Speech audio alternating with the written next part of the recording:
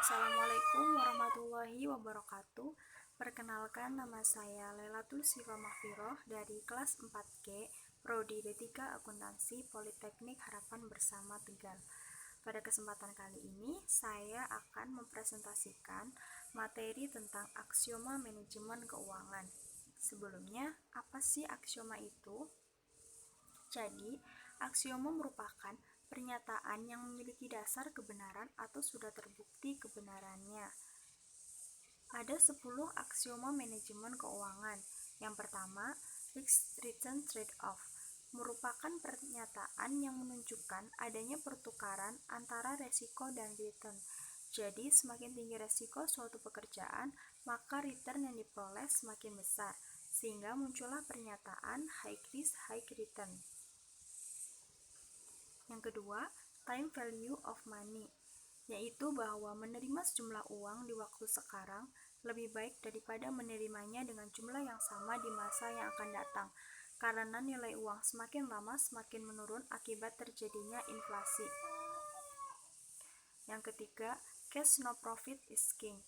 Nah, di sini pebisnis sering mengalami kesulitan keuangan yang disebabkan karena terlalu fokus pada laba dan mengabaikan aliran kas. Jadi seharusnya di sini pebisnis ini menjadikan aliran kas sebagai alat ukur dalam mengukur kesejahteraan dan menjadi pebisnis yang cermat dan berjiwa entrepreneur yang bukan hanya mencari keuntungan seperti pebisnis tipe dagang.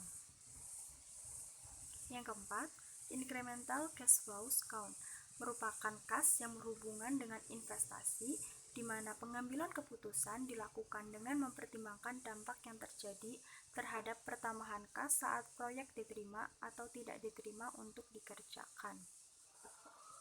Yang kelima, the course of competitive market.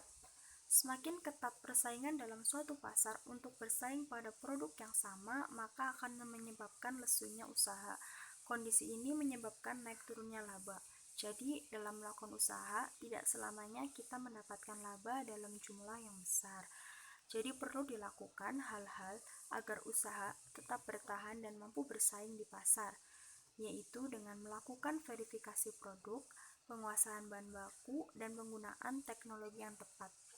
Dengan melakukan beberapa hal ini, diharapkan dapat meminimalisir biaya yang kita keluarkan. Yang keenam, efficient capital markets.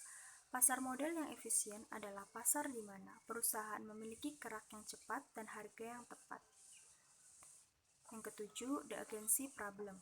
Di sini para pemegang saham akan memberikan kepercayaan kepada manajer untuk mengelola perusahaan dan memberikan keuntungan dari semua aktivitas bisnis, sehingga para pemegang saham akan mendapatkan keuntungan dari perusahaan.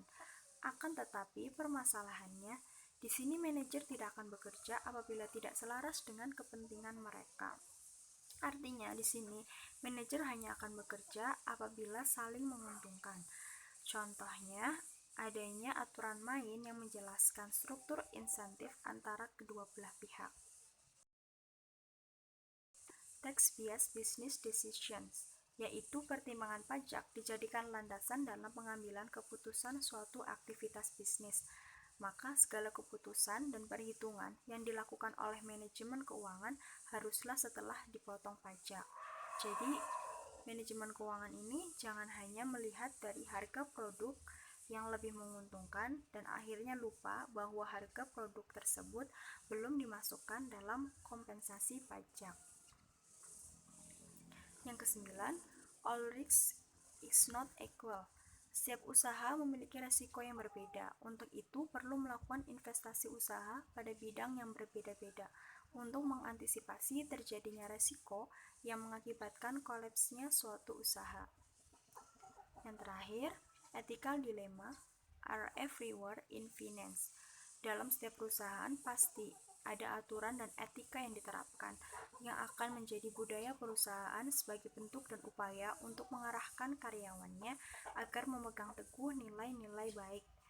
Namun, karyawan biasanya melanggar aturan tersebut, sehingga dapat mempengaruhi karirnya. Jadi, sebaiknya sebagai karyawan yang baik, kita harus menaati peraturan-peraturan yang berlaku di perusahaan. Nah, itulah 10 aksioma manajemen keuangan. Semoga dapat bermanfaat. Sekian presentasi dari saya. Kurang lebihnya mohon maaf. Wassalamualaikum warahmatullahi wabarakatuh.